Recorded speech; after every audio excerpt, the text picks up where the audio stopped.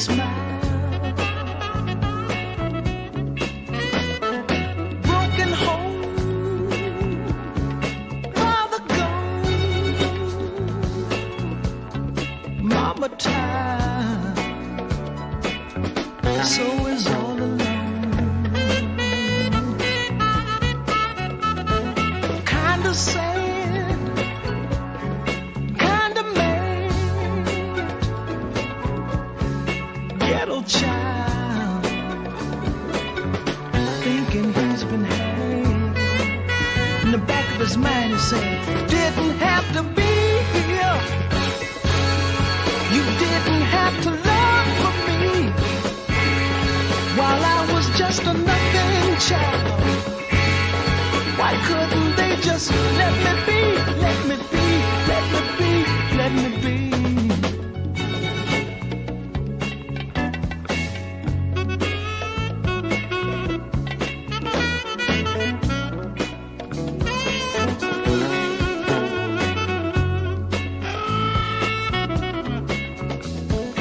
One room shack on the alley back.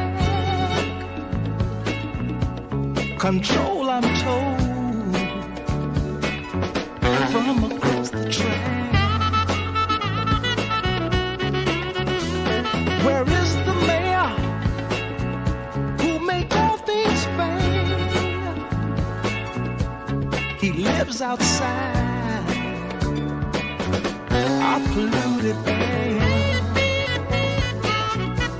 And I didn't have to be here, you didn't have to love for me, while I was just a nothing child.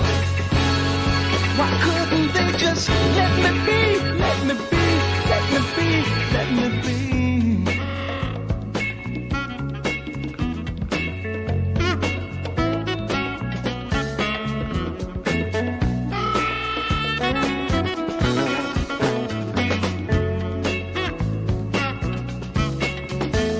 I got a Jones running through my bones.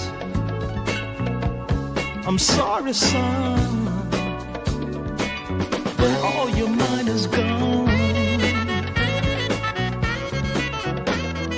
Painful rip in my upper heel.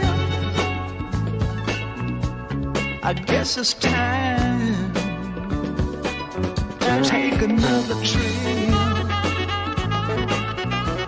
Don't care now what nobody say, I gotta take the pain away.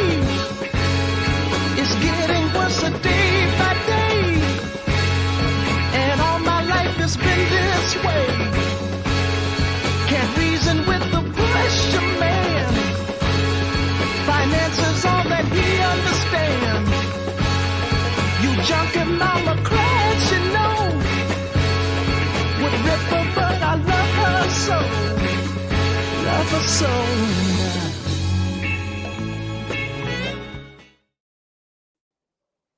Hey, brother, Benny outdid himself again. Bravo, huh? I'll tell you, man, Benny outdid himself again. What did you think about the song, Tommy? You can't hear me? You know what? Log in and log back out. Sometimes when that happens, you might want to just do that. If you can't log in, log out real quick. Let me see. Can you hear me? Yes, I could hear you. Okay, I could hear the music. That was an awesome video. I can hear the music, but I can't hear you talking. Okay, you know what? Let me just double check here. Do me a favor, Chris Kilby, if you're watching the show, since Chalo and nobody else is on right now, can you please just text me real quick, or just put it up here if you could hear me real quick. Can you hear me now, Tommy?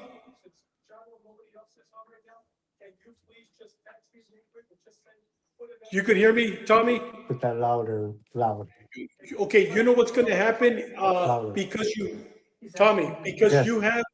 because you have it on another channel. Hear it? Do me a favor, Tommy. We're going to get a lot of feedback. Log off and then log back on if you can. Go ahead, log off and then log back on. And then turn the other channel off. Turn the other channel off. We're going to get feedback. Log off and then log back on if you can. Log off and then log back on. Okay, perfect. Turn the other channel off. Turn the other channel off. We're going to get feedback. Log off and then log back on if you can. There we go. Yeah, log off and then log back Do on. whatever you gotta do, so. Yeah.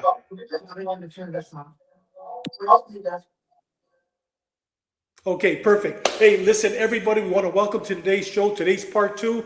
And, you know, that's the difference between our show and so many other shows. A lot of shows are pre-programmed before. Guys, we go live. And you know what? We have these type of issues. Please be patient with us. Well, he's logging on. Let me just welcome everybody that's watching the show today. We got Chris Connect. Much love. Make sure you hit the like button. Yes, that's true. We got San Diego Police Detective. Let me see. Let me bring him up right over here. Brought me all the way down to the bottom. We got Chris Kilby, the legend, man. Guys, this man right here, and I know I say it every week. I don't get tired because I had the honor to work with him when he first came on and throughout his career. Probably one of the best detectives in robbery and in gangs that San Diego PD has ever had. Chris Kilby, thank you, brother. You've been with us from the very beginning. We got Batman watching us all the way from Thailand. Brother, thank you for all the episodes that you have given us on your channel and also for being part of our family, brother. We got our sister, Nancy. Nancy, thank you very much for that song you gave us. Everybody loved it last week. We got San Quentin 94964. Hey, that's Johnny, Big Johnny Gladson. We love you, brother. You did a great job. We got Mike Martinez, another legend that's been with us, watching us all the way from Colorado. Gay Discotheque, let's do this. Yes, we are, brother. We got Valencia Mountain Retreat. Benny killing the music again. I agree with you. This is Chris Hastings, who's a great author, a former CBP officer, has a great book, and he's going to be with us pretty soon. We got Juan Cephas from Fit PD. Guys, if you get a chance, please log on, subscribe to Fit PD. I showed his picture last week, probably at the end of the show. I'll show it again. Outstanding. We got Old Boy, and I'm going to go real quick because it looks like, oh, we got the legend, man. Robert Ayers. Holy cow, those are old pics. Must mean, Tommy, you know what, Warden, thank you very much, and we're hoping to have you on soon. Big VJ Juarez, been watching us from the very beginning. And guys, we got so many mother coming in, but you know what, we got Andy Cota, we got Marco Arzate, we got a lot of people coming in. All of a sudden, Fixer at Home, old time stories. Guys, you're going to love today's story. Let me bring Tommy back on. Tommy, you on? Can you hear me now? Yes, sir. Okay, perfect. Guys, before we get into this part 2, you know, I don't know if you know this or not, Tommy, but yours is going to be four. We had said originally 3 episodes. Brother, we're going to go 4 and maybe 5, and we'll talk about it after the show is over. But let me just wish Benny Cruz's beautiful wife, Patsy Cruz, a very happy birthday. Benny isn't with us today because he's celebrating his beautiful wife's birthday. Feliz cumpleaños, Patsy. You're always watching us also. Thank you very much.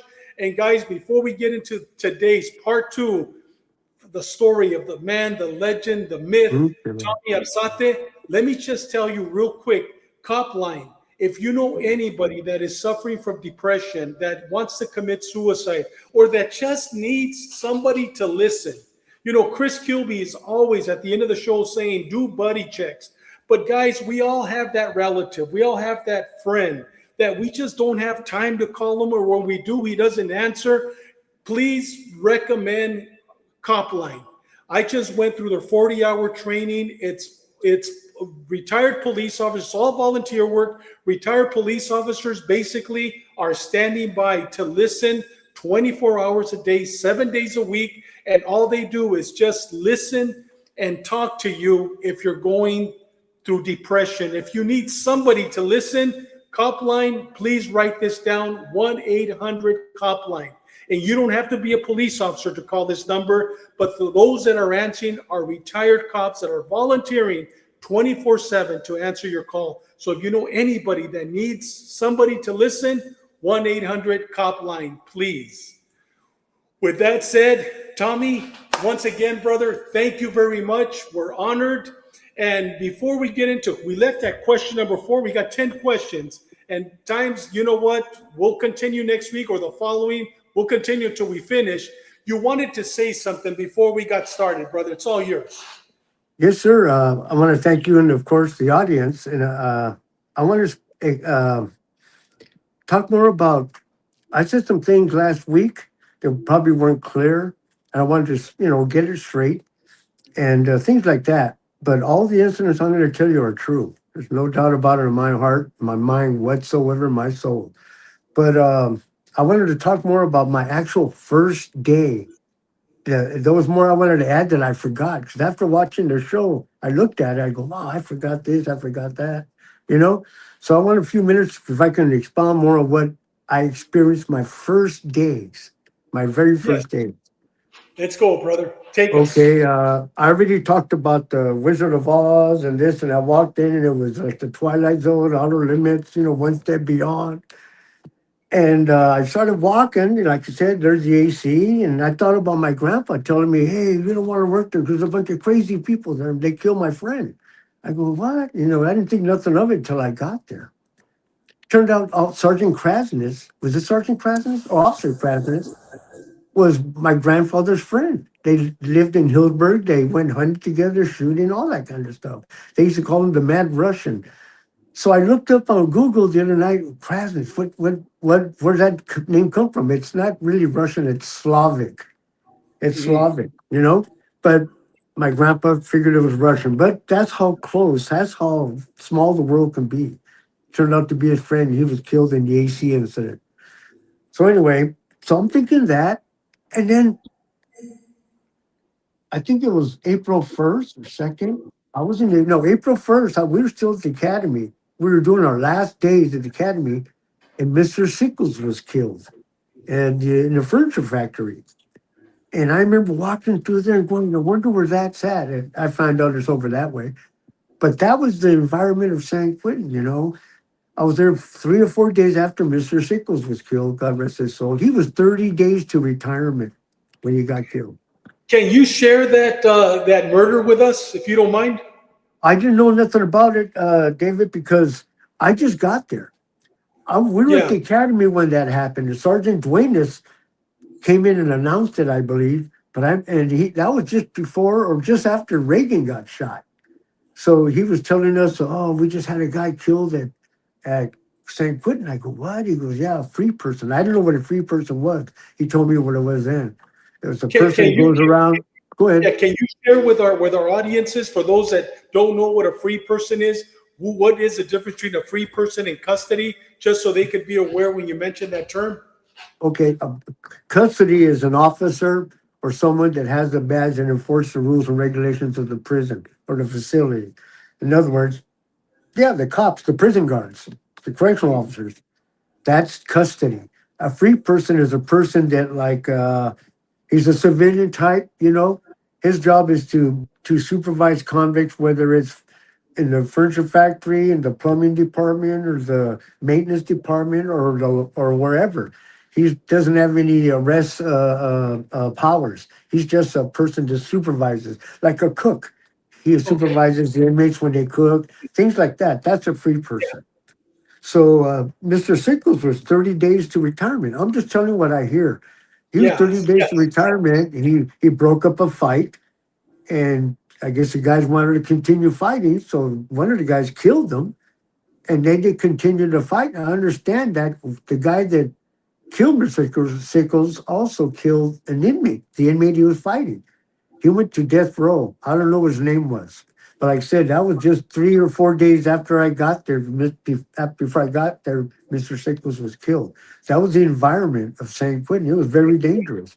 It was very dangerous. And a few days after I got there in the adjustment center, I believe it was Officer Riley. I think his dad was a sergeant there. Officer Riley, I could be wrong, was stabbed by a BGF guy with a spear, and he was in critical condition, but thank God he pulled through, That was the Yeah. environment of San Quentin. And then, like I said, I was walking to my assigned position, A section, and I look over to the lower yard, and I learned later it was going through my mind about the murder of Officer Ochoa. You hardly Mhm. hear about. He was killed in the laundry. So when I found out that's the laundry, I was just remember. I was trying to absorb all the history and stuff of San Quentin and how violent it was, and that was in '76, though, before my time. Yeah. And that was San Quentin. It was unbelievably violent. And like I Yeah. said, last week I didn't expound on a lot of things because I was waiting for these other questions to come up. Then we're going to go Yeah. balls to the wall on it. But Yeah. because in all honesty, the only block I was really assigned to and I would call it my home was North Block. But like Mhm. when I said last week, when you asked me, I think the question was when I was assigned to C section, I said might as well have been because we were always there because Yeah. it was constantly going off. Yeah. And Tommy, talking about C-section, Benny wrote this question. It was a very good question. It says, Tommy, every veteran officer has that one day, the day that changes everything. For you, one of the days it happened in Carson section, C-section, what you were just talking about. It involved Crip gang members, a direct assault on staff, and the rear chilling moment when shots had to be fired to regain control. Take us back to the day. What started the spark and what was going through your mind when that lead started flying? Can you take us back to that day? Yes, sir. Yes, sir. Uh, I was a fish, brand new guy. I was a rookie in North Block. Okay, I'm in North Block, and at that time we would release our yard. I don't know what yard, what inmates it were, if it was BGF, MA, or ABs or whatever. I don't remember who it was, but we would cut them loose from that yard and under escort. I got a diagram here. I'm going to show you. I'm going to get the TV and show the diagram exactly what happened. All right? Okay. My Yes. grandson's going to do it.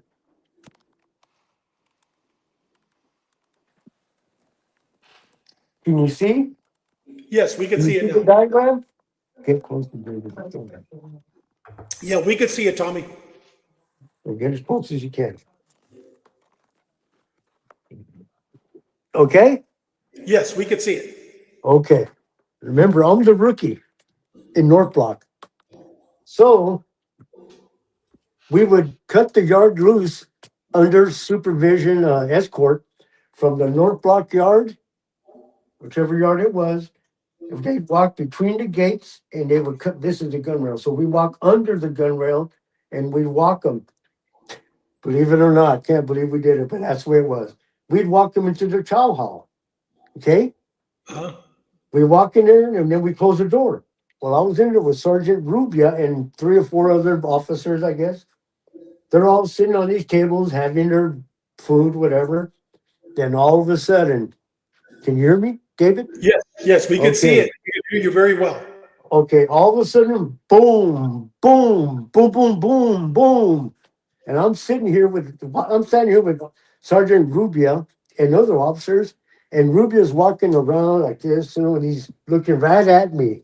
And he goes, and while we're walking around, the boom, boom, boom, boom, boom, boom. I mean, it was going off. It was unbelievable. And he looked at me like, he goes, okay, Arzate. I go, yes, sir. He goes, go see what's going on over there. I go, oh, man. So the kitchen officer opens the door and I run out. And I'm running this way across the upper yard. I get to about here where the gun rail's at, and it was like hail coming down on me.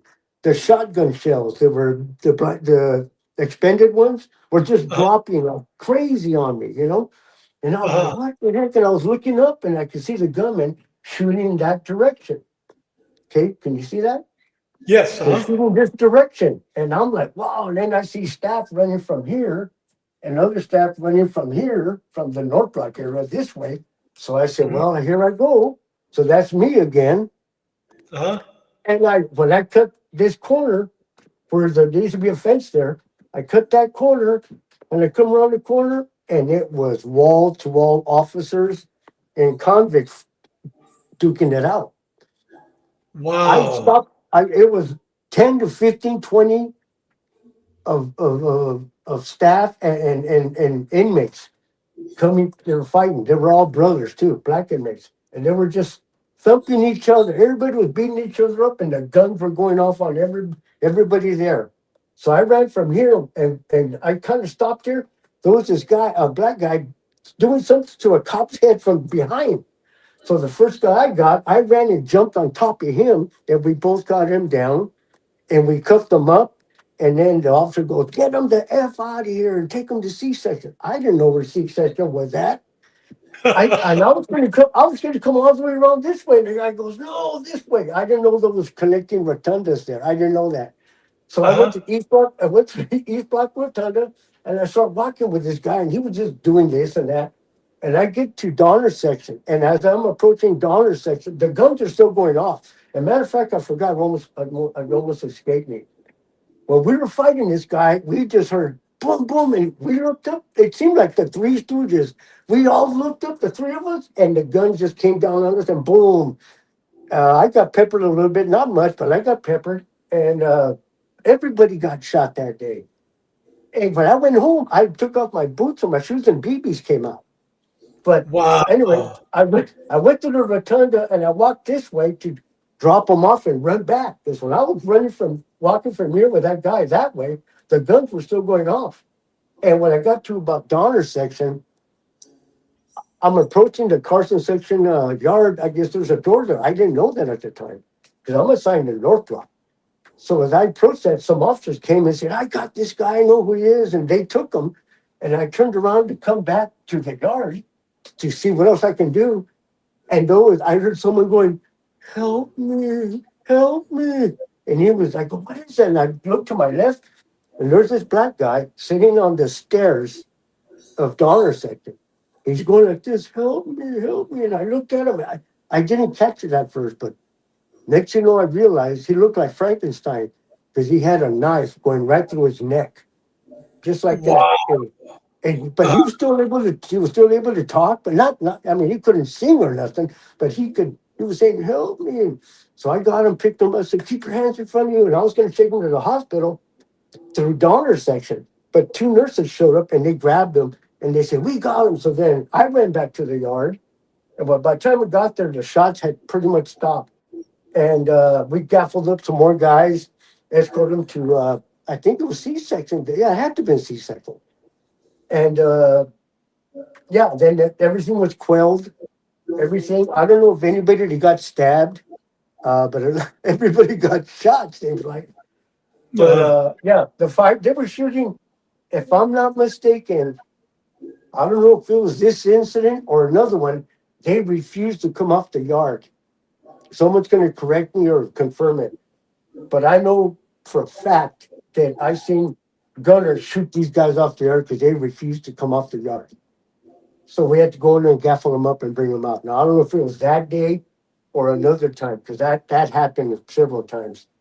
Hey, Tommy, back then did they already have the Mini 14s or were they just shooting? No, they had the Mini 14, but yeah, they had the Mini 14, but I don't know if any Mini 14 gunners shot. But they did have Mini 14s, yes. And now, so then it was all done and quelled. The yard was empty, so they sent me and a couple of other officers to go around the yard and search it, looking for knives or anything. We found nothing that I know of. I didn't hear about anyone finding anything. So that was it. What I heard happened that started the whole thing. An officer and a Crip, these were the Crips. An officer and a Crip member had words. Got out of hand, you this, you that kind of thing. I know you are, but what am I? And next you know, they were fighting and the gate was somehow left open, accidentally, inadvertently, or he wasn't able to shut in time, and these guys started charging the gate. The gate. So they came out, and then the whole brawl was right there in front of the East Block Rotunda, pretty much. And that was my indoctrination to the very first hands-on situation. Wow. And you know what, Grant? You're absolutely right. This is the first time that we have a diagram, and it's Tommy that put the diagram for us. Thank you, Tommy. Man, Tommy, way you explain it. Thank you. And you know what, Tommy? When you get back to your seat, we're going to go to question number 5, and we got the chief of police, former chief of police from Calexico with us. He's running a little late, but he's back with us. We got Chalo. Hey, Chalo, thank you for coming out, brother. I know you had some electrical work done. Yeah. Everything worked out. Simon. Hey, Tommy, you got to write down sketch not to scale. Believe it or not, guys, I went to Home Depot and got a yard ruler and from the paint department, and I was going to do it a todo madre, and I said, it's good. I was almost going to do that, but I said, no, bro. Hey, it's like I'm just saying for the viewers that it might get technical. We got to say, hey, it's not to scale. That way they don't make you testify in court as an expert witness to your drawing. Because it's not to scale. My wife is sitting right here. You should see her diagram. She was a crime scene investigator for 30-some years. For 30-some years in Santa Ana. So she knows about that. Okay. Yeah. Hey, Tommy. Right. So question 5, man. Question 5. It says, so the North Block at San Quentin has its own dark history, right? So we all know the most chilling incidents involve the Mexican mafia turning on one of their own. This was just not a random act. That's what we understand. It was a targeted hit that ended in a fatality. Walk us through that day. What triggered that level of internal violence, and what was your role in the immediate response to that call that one time? Okay. It was a Monday morning unlock. The amateur's going out to yard. Okay. I'm still the rookie guy in North Block, totally 100%. But they needed someone up on the gun. James, can you fix that? So I go, okay. So they go, well, put Arzate up there. Oh, okay, man. So I went up there. I didn't want to go up there, man. I knew, but I went up there. And I'm up in the top rail. The North Block is the only unit, in my opinion, that the gun rails make sense. Because in all the other ones, they're either too high and you can't see the first tier or second tier officer. You can't. I can't. And I had pretty good eyesight back then. You can only see like from the thighs down or the knees down. To me, it's horrible. But anyway, North Block has good. It was made better, I think. Put together better. So anyway, I'm up in the gun, top gun, because I'm the rookie, of course. And the way we would run yard, we would have all the time. This was pretty much routine. We would have a Mini 14 at one end. That was me that day. A shotgun in the middle. Then a Mini 14 down in the first gun rail, the lower gun rail, let's call it. And he would watch the convict come down the stairwell. They come down the tier, they come down the stairwell, and they go out to yard. Then the yard gunman would pick them up, cover them. So that morning, I go up to my post up the gun rail up there, and for the audience, I'm watching the gun rails. The tiers are in front of me, so I'm on the gun rail. The tiers are right here. So I'm on the gun rail, and I start walking. As I'm walking, I'm looking at the guys, see what they're doing. Some guys are putting, shirt on. Other guys are combing their hair. Other guys sharpening a knife. Just whatever. They're doing something. Turning off the TV or looking at TV, something. But this one guy was standing at a cell like this. If I'm not mistaken, it was warm that day. It was really warm. He had a hat, a beanie on. He had a shirt on. He had a sweatshirt on. He had his jacket over his sweatshirt. He had, if I remember right, he had sweats on, pants sweats, and then he had shorts over the sweats, And I saw that, and the way he just stood there looking, I was like, all right, this guy, something's not right. So I walked down the tier, the gun rail, and I looked at the shotgun. I said, hey, man, that guy in cell number, whatever, he looks like he's, just looks weird, man. I'd search his cell or something. So I'm the rookie. Nobody said nothing. I go, okay, man, I think they should search your cell. And I told the gunman, the shotgunner, they're already cutting them loose. So no sooner I said that, I went to my post and boom, they pull the bar. The doors open up like the horse races. They come out, they close the door. And they walk down the tier. So I'm following them like this. And the convicts are walking, this way. And I'm following them.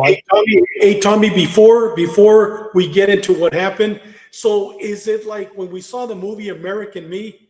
Was it like that when Santana came out and he's walking down did the bars, did they have mesh on them, or were the bars just like in the movie American Me, just bars? Was it like They were that? just they were just bars. The mesh, all that mesh that went up before. I mean now, Later. yeah, it was Yeah. later. Yeah, later. So it was like the movie. Whenever we were picturing this, they're just bars, and these Yes, guys sir. come out and they're walking. Is this the second tier or the third tier? Fifth tier. Fifth tier. Mm. Okay, so Are you up on they're the- walking. Yeah, they're all the way up on the fifth tier yard side of North Block. Okay, got it. Okay, and the reason why, so the audience will know, for people who don't know, the reason why we call that side of the unit yard side, because it faces the yards, the upper yard and the exercise yards. The other side of the unit is the AC side, because it faces the adjustment center. That's how you know what side is what. So, So so anyway, those go ahead. convicts had a view of the yard. Yes, Oh, yes. shit. Yeah, they had a well, yes. They somewhat had a view of the yards they're going to. Yes, No. Okay. yes. Okay, so All they're right. coming out.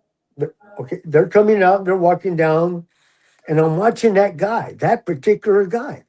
I go, he's walking, but it just something wasn't right, man. You know that they all say the hair, whatever, and Yeah. so I'm just watching him, and so was Robbie. Robbie was a shotgunner. I told him about him, so I'll keep an eye on him. He did. We both kept an eye on him, and he's walking. And everybody else is dressed weather appropriate, but this guy had clothes on. You know what I'm saying? Yeah. So he's walking, and I'm watching. Okay, and then the gunman, the shotgunner, while he's walking down the stairs to go help the bottom lower gun watch supervise the yard release. I stand there and watch. And then when he clears, then I go down, so we're always watching these guys. So I'm watching and I look, I go, shoot, here's the stairwells. Now, 5 tiers down the stairwells, you can lose an elephant in there. So many blind spots. There's more blind spots. There's more blind spots at San Quentin than in Stevie Wonder's house, man. So anyway, I'm watching these guys. They're just walking down, walking and I lose them. I go, man, and no, we all don't look alike. I'm just telling you. And I lose the guy, and I can see Rob, he's like looking too, and Nick, while we're looking for the guy in the stairwell, for some reason, you just hear something that's not normal. It's not normal, just something's weird. And I look down and he's stabbing a guy.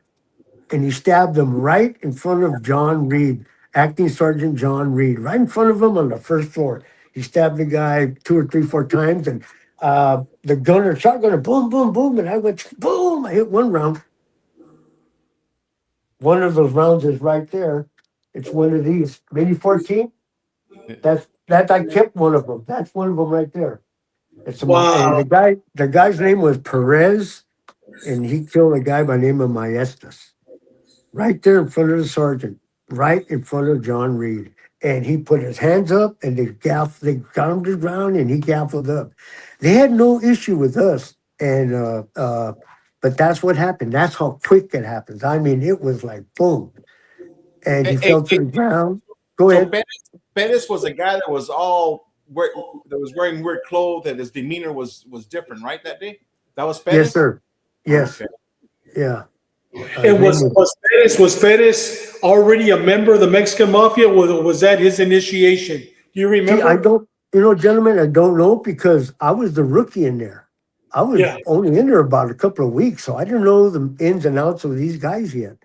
But So I never worked the correctional side, but I'm thinking the reason why he dressed up like that was in case the other guy had a shank and he started hitting him back, he wouldn't get him, right? I would say it's a combination of a lot of things. My first thing was he's trying to avoid the BBs from the bird shot that we used to use. Yeah. That was very common. They would dress up. They would put magazines in their shirts and all that, tape them around them for reals. That National Geographic was famous for that. I thought it was naked girls that would come out there once in a while. Well, no, that's the other guys. That was No, that's the officers that would do that. But anyway, yeah. But as far as I know, he didn't have all that magazine stuff. He just had heavy clothing to avoid getting shot. The effects, super effects of the BBs, because 7.5 bird shot from that ranges. I wouldn't want to get shot with it, you know. Hey, Tommy, that was, you were brand new. You saw the guy walk in, and basically you profiled him without even knowing what you were doing. Basically, was that cop instinct. Was that the first time that you had to testify in a murder case? I never got a subpoena for nothing. I don't know of anyone that went to court for that. I don't. I really don't. There was a lot of things that happened, such as that never made it to trial. Why? I don't know. Maybe they pled out. Maybe the DA and them figure he's in there for life already. Why charge him again? Things like that. Really, really. You know, I never got a subpoena to go to court or interviewed from when something like that would happen. The Marin County Sheriff would come in and handle the crime scenes and investigations and things. And then they would go back unless see, I don't know at that time. I'm talking something I really don't know, but I'm assuming that they used to come and do the crime scenes, and then we would submit all of our reports to them for possible prosecution. But I never got nothing for that incident. Hey, Tommy, before we get to question number 6, Chalo's going to be asking it. Dave Matt has asked this question twice. We'll throw it at you. Can you speak, or does he know anything about the incident with Shark from AB and Sunflower? Does that make any sense? Shark from the ABs and Sunflower. Does that make any sense? No. Were they? No. What was the real names? Is that the real names? You know what? I guess that's the Shark was from the AB, and I guess he must have stabbed or killed a guy by the name of Sunflower. And then the other question is, my mother messed me up, is asking, did the gunners walking the tier ever worry about getting speared or shot by a sip gun? Oh, yeah. Yeah, and when we get to the incident, see, I don't want to get ahead of our questions, but yeah, that was the whole plan, was to take out the gunners first. Okay, yeah. Perfect. All right, Chalo, let's go with question number 6. Hey, so now we're getting into the different gang fractions here. So, Tommy, we've talked about violence between the inmates, but then things got incredibly personal in the North Block. You became a target, and members of the BGF, the Black Gorilla family, marked you for death over a verbal altercation, bro. Walk us through that. How did a simple exchange of words escalate into a hit being put on your life, and how did you find out you were in the crosshairs? Okay, I'm in North Block for maybe a year and a half. I'm on the 3rd tier. It was whites, Mexicans all the way around. Okay, just to set this up. So I'm in the 3rd tier. I love that tier. It had Fridays, Saturdays off, and the opening came on the 2nd tier. Officer Turner was working that tier at the time. Joe De La Torre was my sergeant at the time, I believe. And then this incident happened after Joe left to paroles or something. But Rubio was my sergeant then. So we came into our morning briefing in North Block, and Lieutenant Freitas sitting there, he goes, okay, we need someone to run the 2nd tier. And everyone knew that was whites and Mexicans on that side, supposedly non-affiliate. And on this side, the yard side, was the BGF, Black Gorilla family. So I said, okay, well, Friday, Saturdays, Sunday, Mondays off. I have Saturday all day. Okay, I'll take it. And they go, oh, you're the rookie, this and that and this. No, you can't. Friday, no, who else? Nobody would put their hand up. I said, I'll take it. I can do it, man. And a couple of officers are there saying, how do you expect us? How did you learn if you don't put them somewhere? So Freitas put me there reluctantly, but he put me on the 2nd tier. All right, you started Tuesday. So anyway, Tuesday comes around, and I'm working that tier for some time. Okay? Months went by, and maybe a year or something, I don't know. And one more, and the routine of a tier officer in North Block was You had your morning meeting, discuss what's going on, then you go to your assigned post. Well, this morning, and what you do is you go up there and you release one block worker on each side, and they help you clean the place, feed, things like that. You know, tier tender stuff. And I think back the other night, God, I can't believe we used to let these guys out to do that. They're all murderers, they're all gangsters, you know, but we did. Tradition. San Quentin is full of old traditions, man, I'm telling you. So anyway, that day comes, whatever day it was, and I'm running a little late on the tiers. The routine for me was to walk the tier, make sure everything's okay, no one's hanging or nothing like that. So I come back and I go, oh, I let on the AC side, I let the worker out. I don't know if it was white or Mexican, but I let him out, and he's going around doing his thing, cleaning the tier and stuff. And then I got held up doing something. I don't know what it was, but I got held up doing something. I didn't get a chance to go to the BGF side yet. So I'm over there doing this and that, and I hear over the speaker, Arzate, let 2 yard out. 2 yard is the BGF side. I mean, it faces the yard side. Okay, it was the BGF, third tier, Aryan Brotherhood, and then the Emmett. Okay, I was on the second tier. So, okay, I'll be over in a minute, I'm telling myself. Then I hear it announced again. Arzate let the two second tier out, yard side. And I go, okay, I know what's up now. So I'm busy doing this still, and they did it again. So I go, what the hell? So I got up, went all on the tier, and I came back and I opened the gate. I'm in the BGF tier now, right? I opened the gate and I kneel, I kind of crouched down, and the sergeant's office is right there in front of me, just on the first floor. And I go, hey, I go, Cimarron, I'm busy doing this and that, man. Cimarron was a convict who ran the North Park just about.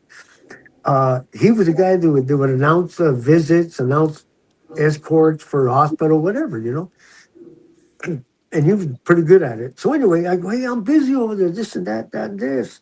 And as I'm talking to him, the guy behind me, about cell number 4, he goes, hey, Arzate, if you can't handle the heat, get out of the kitchen. You guys can hear me, right? Yes, Yeah. yes. We can hear you. We're goes, picturing it right now, brother. We could see it. Yeah. Okay, he goes, hey, if you can't handle the heat, get out of the kitchen. And I turned like that and I looked at him. I called his name. Hey, inmate. I'm just going to say inmate. I go, hey, inmate. That means like, you're nothing. Drop dead, F you, the finger, whatever you want to call it. So I went like that. And he goes, hey, MFer, if you can't handle it, get out of here, whatever. I said, well, hey, MFer, keep your mouth off the street and nobody will F-er. No. And I get up. And he goes, what? And he's rattling his bars. As that happened, an officer, not knowing what's going on, opens a cell to 2 BGF guys. These guys were monsters. They were like Billy Ray Hamiltons, except black. They were Vikings, but black Vikings. They come out of their cell, and they heard what happened. But by then, I was ready to walk away. I wasn't running. I was walking away because I was going that way anyway. And I'm walking that way, and then I see that the 2 inmates are let out, and I go, oh, shit. And I see them, they turn around, they saw what happened, the words I had exchanged with this guy. And these guys, you fight one, you fight them all. Just the way it is. Like the Crips in that yard, you fight one, you fight them all. Mm-hmm. So these guys start walking toward me, and I'm already by about cell number 20. And the showers are right there. It's about cell number 20, I think it is. Yeah, I think 20. Anyway, and I'm standing there, and the gate's behind me, and I'm standing there. I go, well, here it is. I'm going to get my little Mexican ass kicked right now. And I'm just taking a fighting stance, getting ready.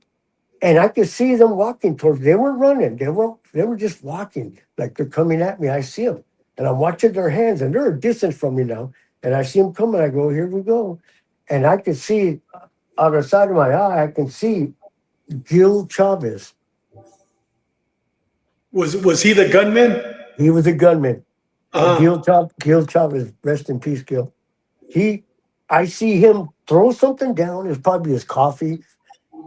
I see him throw something or drop something, and then he gets up and he's yelling, stop, stop. And he knew the guys. I know the 2 guys too, but So he ahead. knew he knew they were going to attack you? Well, he knew that also, but he knew the guys. He knew Gil Okay. was there for years, so he knew these guys.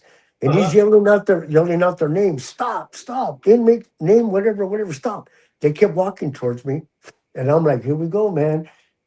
And I'm watching their hands, seeing if they're going to a cell to get a knife or something. But they're not doing that. They're walking towards me.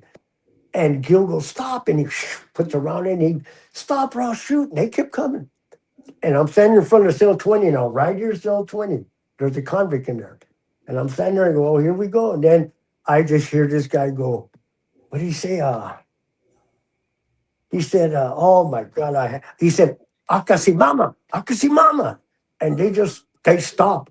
And then he goes, we temblea. And they go, yeah, we do. And he goes, patacuenda. And they turned around like General Patton taught them how to do military drills. They did an about face and left like that. Wow. And I just stood there like that. And Gil got the gun. What's wrong with you guys? This and that. He was aiming at them.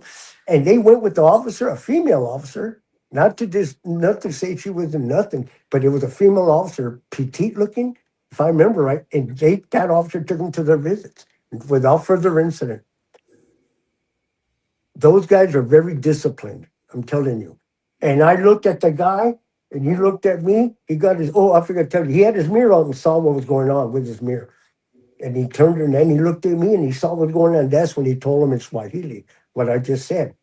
And he goes, he put his mirror and he goes, we're even now. Watch yourself.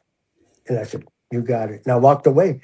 And I did my routine on the tier.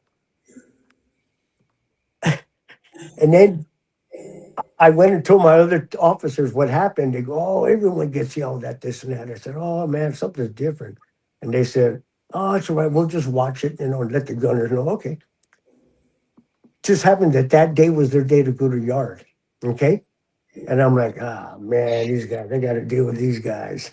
So anyway, to let the yard release, you go down the tier, and it's your tier. So you go down your tier and you get it ready. Go down the tier, you unlock the cells one at a time. But there's a bar mechanism up there that's like this. And when the bar is like this, it's locked. But when you pull it, this goes forward and there's a little thing, a little piece of iron that comes down and that moves that way and the door's open. Just imagine like the way you see the horse races when and they come out running. Pretty much the same thing in a way. So there's time to release them from yard. So I tell the guys, hey, this is what happened, blah, blah, blah. And we had words and, this and that. And they were coming at me and everything goes, we all get yelled at. Everybody yells at each other. Okay.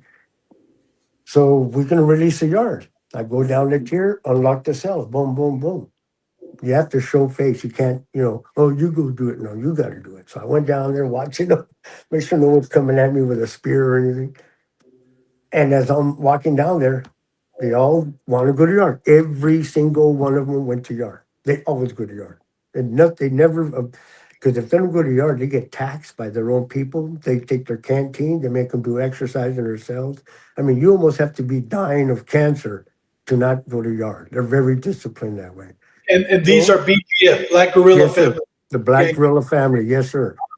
So I unlock the doors and I go back, and we had 3 cops at this end and like 5 or 6 at this end. Okay. The regular tier officers, we all support each other on yard release. Like I would go, if it was third tier, then I go up to help them, that kind of thing. So we're always together. So we go there, we're all talking. I say, guys, okay, I'm going to cut them loose now. The gunmen are in place and everything. Okay. So I pull the bar, boom. The bar goes forward. I mean, the bar goes, forward in that piece of metal, boom.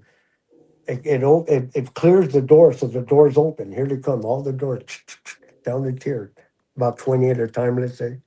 And they all come out, look around, they close the door, and they all walk. They're walking past us. And we're just there, waiting for something to happen. Nothing happened.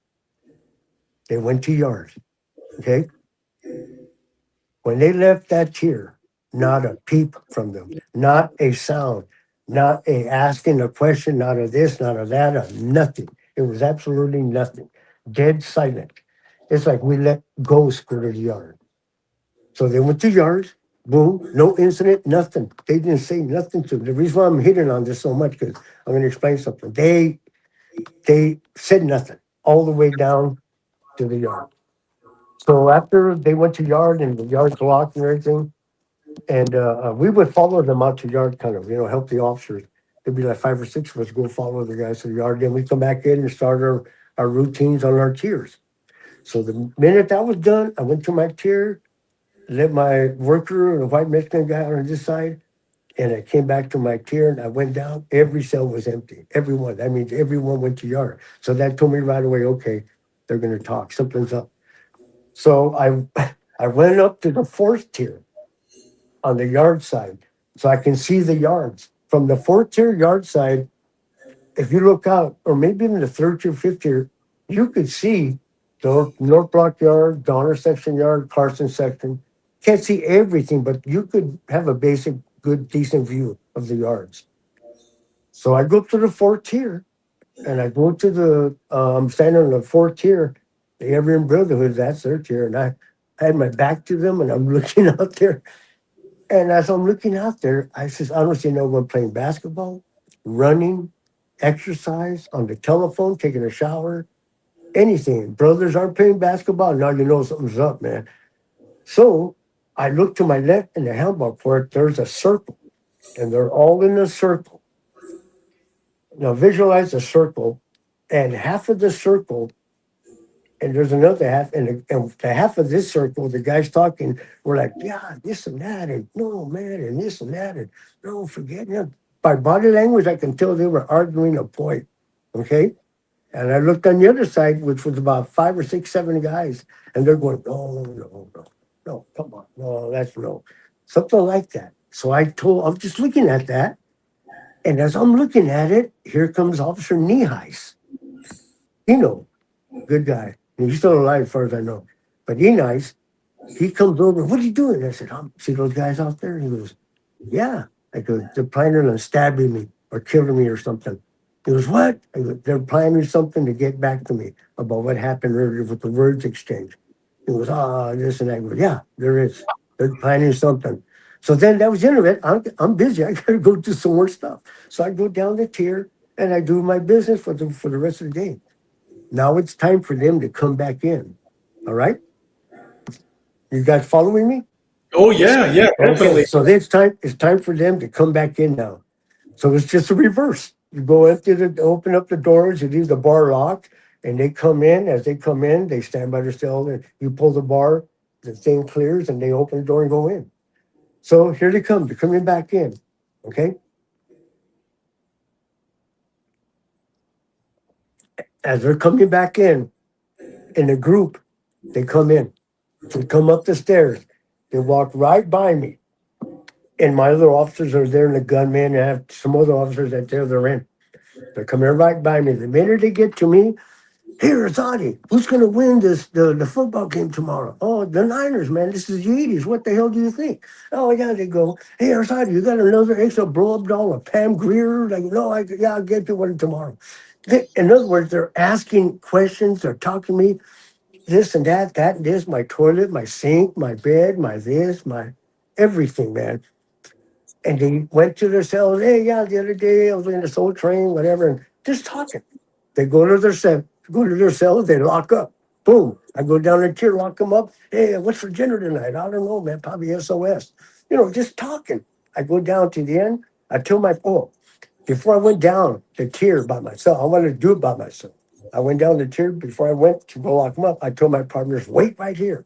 So they waited around the corner for the convicts to look down the tier with their mirrors, but they never see nobody because my partners were around the corner. So I stay here. I'm going to go all the way around. I'll meet you over here. So anyway, I locked them all up, and their mirrors are out, routine stuff. And when I went past their cells, they had their mirrors on me. They were watching me like a hawk. And they were talking to me, oh, yeah, this and that and this and whatever. So then I went all the way around, and I saw my buddies, my other tier officers. I go, okay, guys, they're setting me up. They're making me feel comfortable like nothing ever happened. You try to put you to sleep. Yeah. they're trying to make me be relaxed, like nothing Yeah. happened. Everything's code for, blah, blah, blah. And some of the officers are, oh, no, come on, Tom, you're exaggerating. I'm telling you, man. So then it's the end of the day. Everybody's locked up secure and all that, okay? It's all locked secure, and it's time to go home. We come back the next morning, we go into our morning briefing, and we told the other shift that what happened, this and that. Nothing happened the whole night. We come back the next day, have our morning meeting in the little office there in North Block on the first floor. And Freitas is there, and he goes, damn it, Tommy, why don't you say what happened? I said, well, I wanted to make sure this and that. For a while there, I thought my name was Damn It Tommy, man. Anyway, he goes, this and that, and I should have told him. Well, I told, Anyway, he goes, okay, what do we plan to do? I said, Lieutenant, this is what happened. I write it down. He goes, okay, watch yourselves. He goes, they got yard today. And I go, oh, that's right. Because in North Block, every yard group had 2 days of yard in a row. And eventually it was the AB's turn, the MS turn, the Crips turn. Everybody got 2 days in a yard in a row. So I go, oh, that's right. Today is their day to go to yard. And I said, okay, this is what's going to happen if they have yard today or the next yard day happened to be that morning. I said, I'm going to go up there and act like nothing happened, do the routine, unlock the cells, feed the tier, do the whole thing like nothing even happened. Just watch myself. And I'm telling my lieutenant and in the meeting what I would like to do. I said, and then when I go up in the tier to unlock those cells, the guy that says, "Here, sorry, can I stay in and help clean the tier, clean the food car room? I'm not feeling too good." That's the guy that's going to move on me. And they say, "Oh, come on, I'm telling you." So came to for yard release, right? I go up there, do this, do that. I go back up on the tier and I start unlocking cells. I get to cell number 9. Get to cell number 9. You go in the yard, yeah. Go in the yard, yeah. Get to cell number 9. I'm about to. It's just habit. Turn the key, put it in, turn the key. Remember, it's locked up there. Turn the key. He goes, "Hey, Arzate, I'm not feeling too good. Can I stay in and clean the tier?" I go, "Yeah, of course, man. I'm glad you are. I need someone to do this, right?" I go, "Man, thanks." And I locked his door, and he goes, "Hey, don't lock my door." I said, "No." I said, "I'm going to go around the other side and take it to the white Mexicans. I'll be right back." He goes, "Oh, all right." I locked his door and I continued on. Then I go, "That's the guy." So I unlocked the rest of the doors, right? Wow. We do our normal routine yard release. Get the gunners and all that. Everyone's in place. But before we did that, I went all the way around because you lock all the doors, then you go all the way around. So I went all the way around and I saw my officer group there. I said, "Hey, you guys, come here. The guy at number 9, he's going to make the move on me." "What?" "Yeah, he's staying in. Everyone else is going out to yard." I said, when they come out, they're going to be talking and rapping and this and that and chucking and jiving with me. So they're trying to make me comfortable. So anyway, it's time to cut the yard loose. I pull the bar, the doors open, they come out, close the door, coming down the tier. "Here, Zadi, can you tell somebody to come and fix my antenna? Here, Zadi this, here, Zadi that." They're still trying to make me comfortable. And I go, "Yeah, sure, I'll take care of it. Yeah, whatever." And then they go to yard. Okay. So I go back up in the tier and I make sure the tier is secure. And as I'm passing number 9, he goes, "Here, Zadi, when you let me out?" I said, "Hey, let me let those dudes out first, He goes, "Oh, yeah, okay. I'll be waiting." I said, "Yeah, thanks, man. Thanks for helping me out." He was all right. He was all right, It's the way they talk. And then he goes, I said, "Okay, so just let me deal with it over there. I'll be right back. 10, 15 minutes the most." "All right, man." So I leave.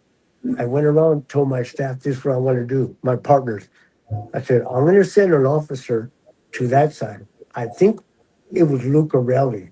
I'm not sure. I don't know why I'm thinking Lucarelli. But I told him, "Go around the other end of the block on the same tier, second tier, and I want you to come in. And when that guy hears that gate open, he's going to get his mirror and start looking over there, see what's going on." Right? So I said, "Just do that, but hold some papers in your hand and act like you're arguing with somebody in a cell."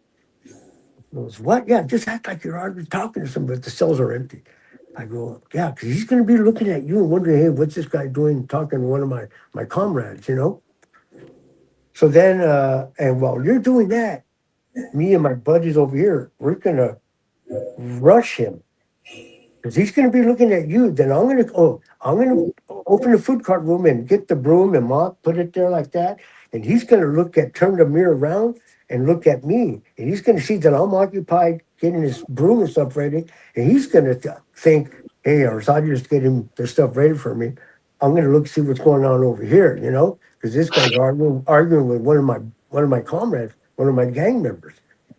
So as I'm getting the stuff ready like that and act like I'm doing something, I wait for him. He's looking at me with a mirror. The minute he turned that mirror around to look that way, me and my partners ran to his cell. And the officer at the other end pulled the bar, and the door's locked. So I went in there. As soon as I got there, I was about to turn the key. He came out looking at the mirror to see what I was doing, and we were right on him. And I popped the door open. We opened the door. We ran in there, and I jumped on him, and the other officers helped me. Thank God they were there with me. And we jumped on him, got him. We cuffed him up, searched him. He didn't have nothing. But I went to the rear of the cell underneath the toilet. Was a knife. Similar, you can't see it. Anyway, it was similar to one of these here, right there. It was similar to one of those. I don't know if you can see it. It was about 8 inches long, 8 inches long. Wow. Sharper than hell. It was underneath a towel where his sink was at. He was going to make a move on me the minute I had my back turned or something. But yeah, so we gaffled him up. He went to the adjustment center, the lockup there. I went and got the knife. They came, took pictures and all that. I took it up to the squad office at the time. I wasn't a squad member then. Took it up there and put it into evidence and everything else like that. Now the day comes to the end, right? Here comes the BGF back in, and they're going to their cells. They came in, not a peep, not a sound, not a word, not a nothing. They were waiting for guns and whistles to go off. It never happened. And and when I started locking them up, the guys that lived past cell number 9 were looking in. They're like, "Hey, where's he at?" You know, whatever. And then when I locked up the tier, one of the chingones, the main guys of that group, I'll tell you something real quick. What happened? He goes, "Hey man, we're cell number 9. What happened to Storm?" His name was Storm, a real light skinned negrito, black guy, like almost albino, and young kid too. So they picked a young kid to do their work. That's what they do, man. And so yeah, he went to the AC, and I said, "Oh yeah," Contra Costa County came to get him. Something about court. I'm rolling up his property. But I already did all that. I rolled up his property, searched his cell, didn't find nothing else. And they took him to the AC, and that was the end of that. I never got a referral from the Marin County District Attorney's Office for that. It was very common not to get nothing. You can refer it, and then it depends on how they look at it, if they're going to prosecute. So anyway, so that happened. We got the guy off the tier. I worked in that tier for another 3 months or so. Never had a problem with nobody. Let's see about a week or so after this happened. Lieutenant Freitas, he had interviews, and he would bring down anybody and everybody to talk to him concerning something.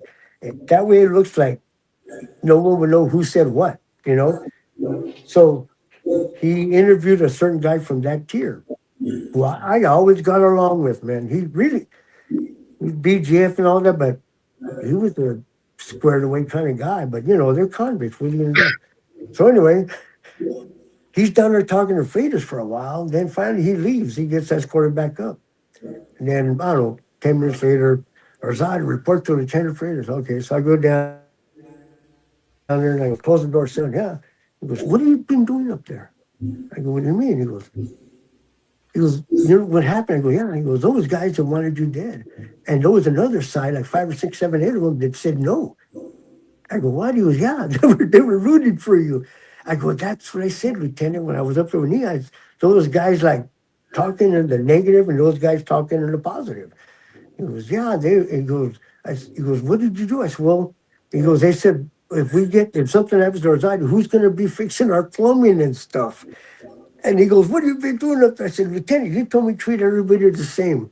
I did it to the whites and Mexicans on the third tier when they was in shambles. I came down to the second tier, was in shambles. So I would have crews come in and fix stuff, you know? It's less pressure on the tier officers and everybody. And I go, how did you manage that? Well, I would never have a black crew come on North Block and fix something. Even though on the other side was white Mexicans, I never had black guys come to fix things on the BGF tier because they would pressure those guys trying to just work to do this, to do that, to bring something. You know what I mean? So I would have white convicts come up, and sometimes I'd be in the alleyway watching them, and they would do it and they'd leave. You know what I'm saying? They wouldn't pressure a white guy any more than the Emmy would have a black guy. You know what I mean? It'd be the reverse, have a black guy and fixing their thing, so they won't pressure a black guy. So that's where I ran things because freighters taught me treat everybody fair. And the way they come at you, you go at them. And the convict goes, yeah, man, you know, Arzati's one of the guys that just takes care of business up there. Okay, so I go, he goes, watch yourself. I said, okay, Lieutenant. So that's what happened with that incident. But when those guys were coming at me, right, and this all started, and they were going to visit, I really saw my life. There it is, it's gone. Tommy's going to die right here instead of at home. Oh shit. And I'm Man. right there going, and I'm going, okay, anyway. And remember the guy that spoke Swahili to these guys and they left? Yeah. They would talk Swahili a lot. I didn't learn a lot, but I learned some because I would listen to them. And if, like, for instance, when he said patacuenda, and I would see them react to what he said, that meant that go, hurry, uh, this way. It meant, it depends on the content of what you're using it. And anyway, so I would pick up on their actions after what they would say. And I lost a lot of it. But anyway, that guy in cell 20, let's say about a week before this happened, I'm up there sweeping the tier, and it's in the morning. I would do a check, make sure no one's hanging or escaping or whatever. And I hear this song coming from the cell, and I sent you the song, David. I hear the Yeah. music coming out of this cell, like I felt like a song being played underwater. And I Uh-huh. walk by the cell, and I'm sweeping. I go, man, I could fix that for you. And he goes, what do you know about this? I said, who doesn't know about the style Lexus, man? Bet you by golly, wow, who doesn't know that? He goes, Uh-huh. oh, you don't know nothing about it. I don't know. All those guys think because they live in a ghetto or a barrio that you don't know nothing. Anyway, so I go, I can fix that. And he takes it out of his player. It was really wobbly. And I get it. Oh, I know what's wrong with this thing. I can fix it. I'll give it to you by the end of the day. And I put it in my pocket.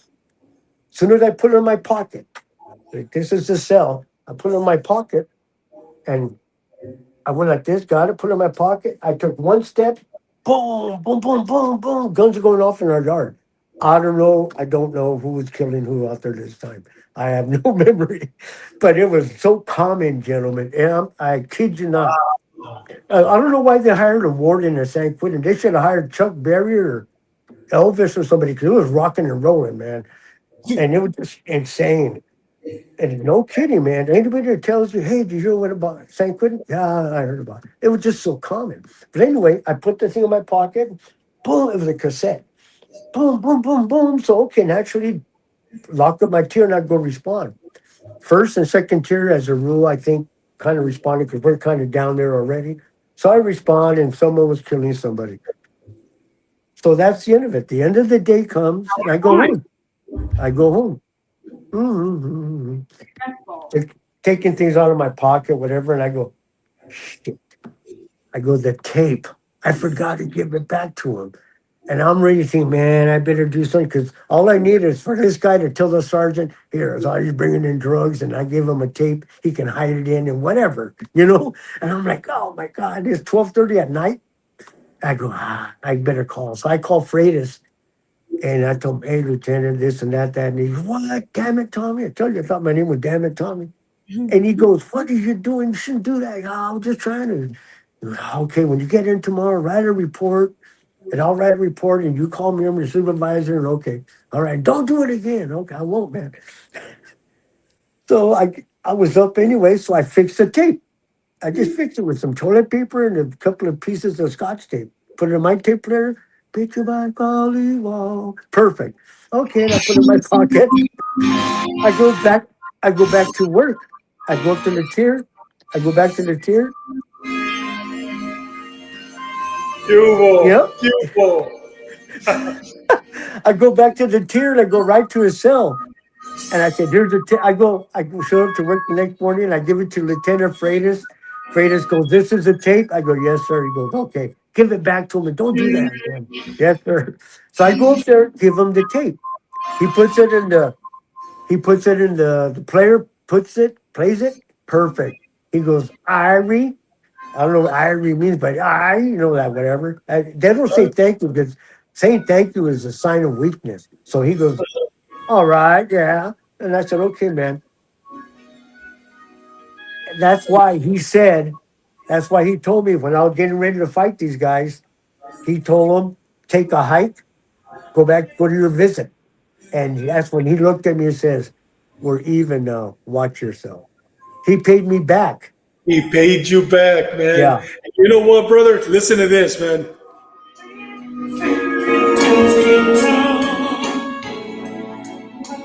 Tell you that was the song.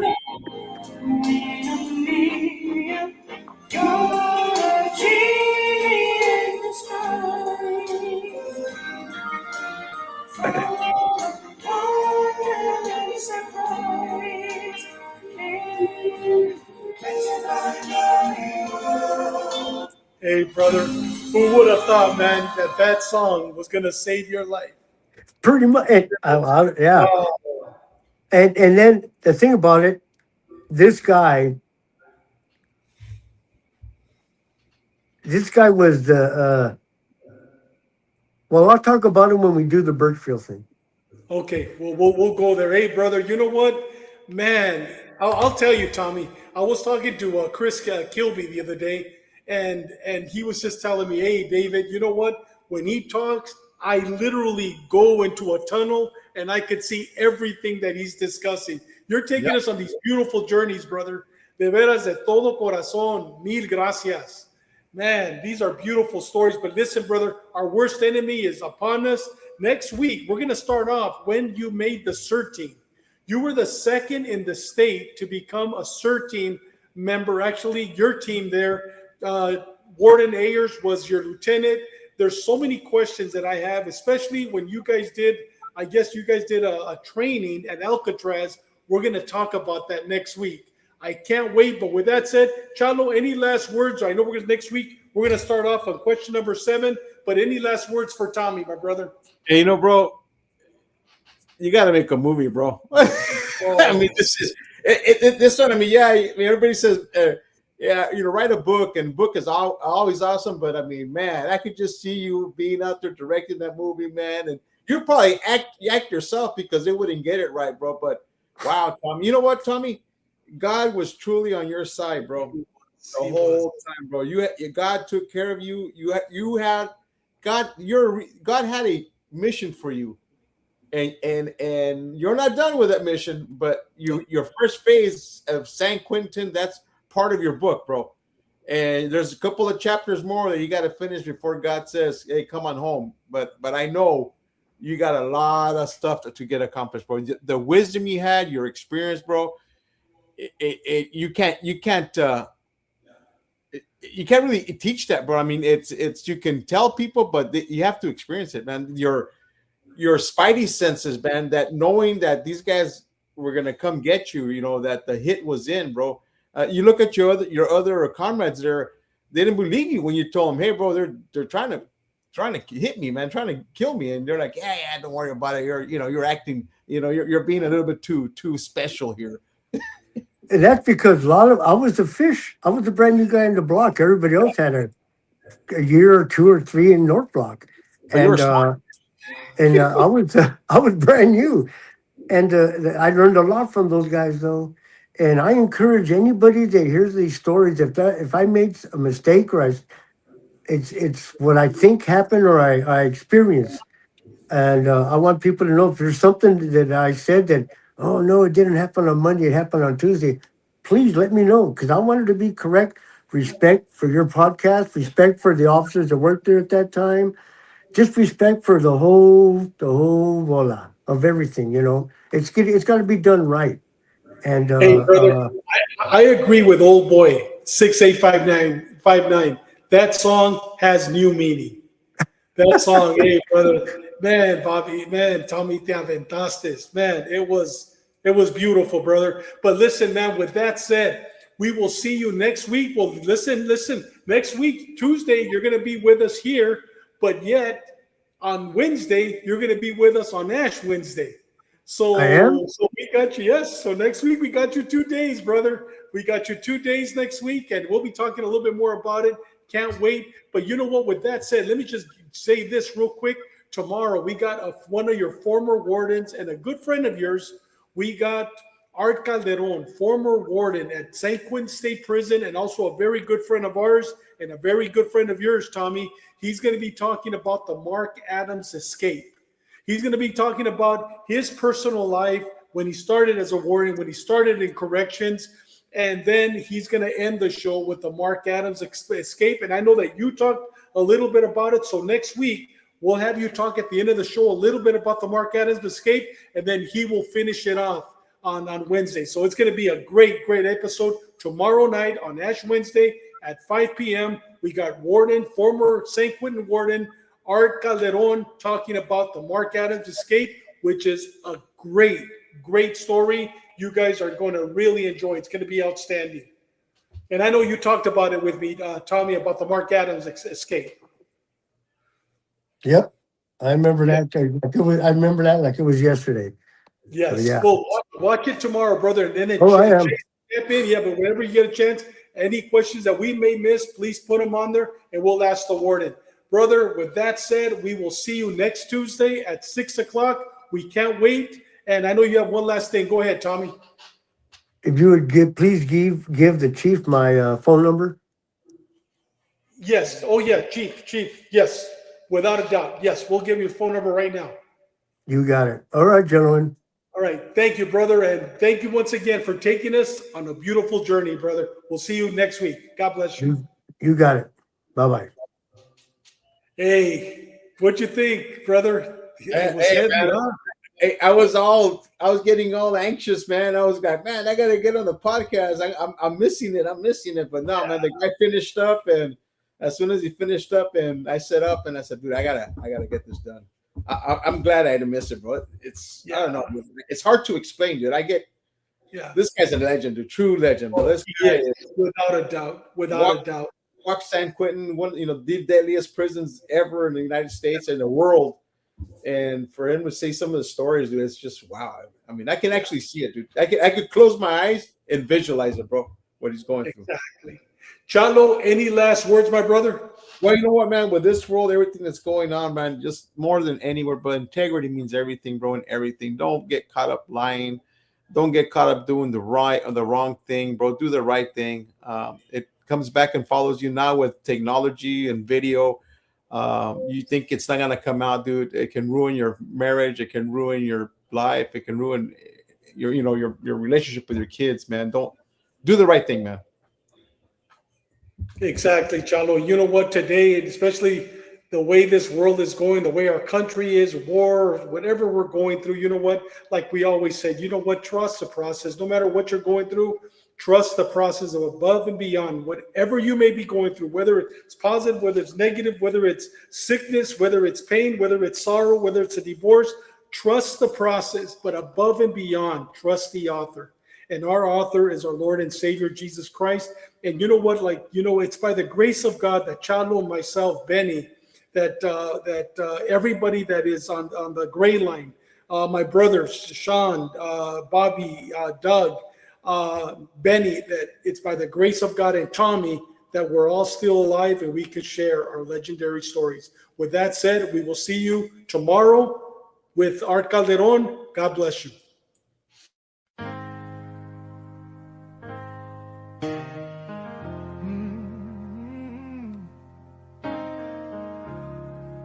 Yeah.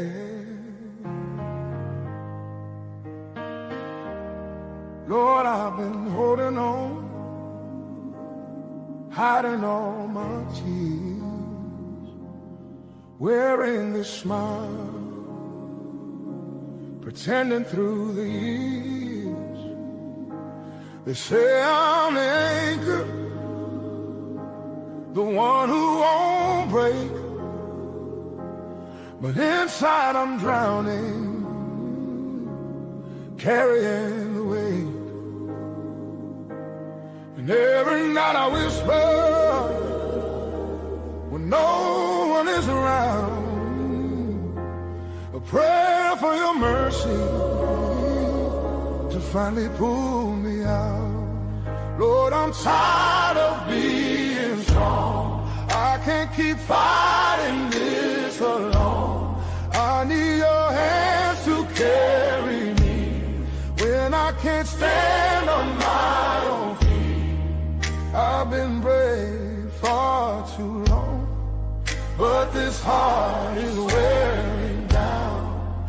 Lord, I'm tired of being strong, so please just hold me now. I build up these walls, try to guard my soul, oh, but the cracks are showing, and I'm losing control. People think I'm fearless, unshaken by the pain, but even the strongest need grace in the rain.